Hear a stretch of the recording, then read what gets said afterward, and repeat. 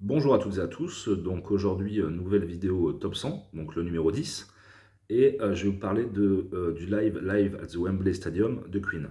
Alors pourquoi un live et pas un album? Fait assez unique dans le domaine de la musique. Il faut savoir que Queen a sorti 14 albums du vivant de Freddie Mercury et un album posthume Made in Heaven, mais à partir du troisième album, il y a systématiquement un gros tube. C'est-à-dire qu'entre le troisième et le quatorzième, il y a systématiquement plusieurs gros tubes sur chaque album.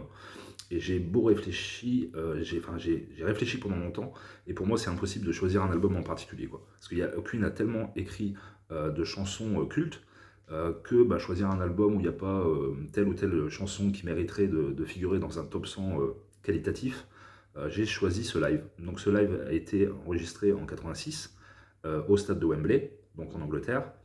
Queen est au sommet de sa gloire à cette époque, donc il y a de très bons morceaux sur l'album The Miracle qui est sorti par la suite, et Innuendo qui est sorti peu de temps avant la mort de Freddie Mercury du sida.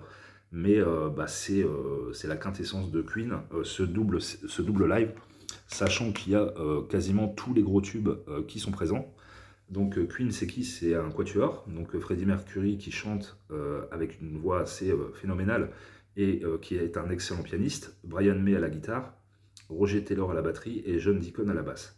Et donc pour l'anecdote, il faut savoir que donc Brian May, Roger Taylor et Freddie Mercury, ils ont attendu 1 an et demi pour trouver le bassiste qu'ils recherchaient tant, et ils ont testé plusieurs bassistes.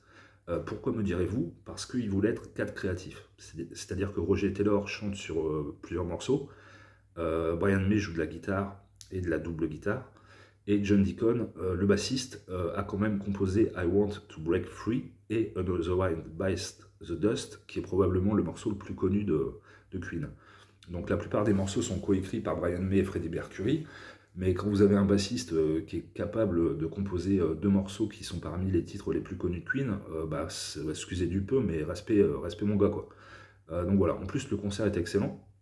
Il y a une communion continue entre Freddie Mercury et le public. Je pense notamment sur Love of My Life, où quasiment l'intégralité de la chanson est reprise par le public.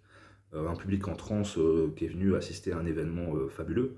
Et mon Dieu, que j'aurais aimé avoir la vingtaine et être anglais en 86 pour assister à ce moment de magie.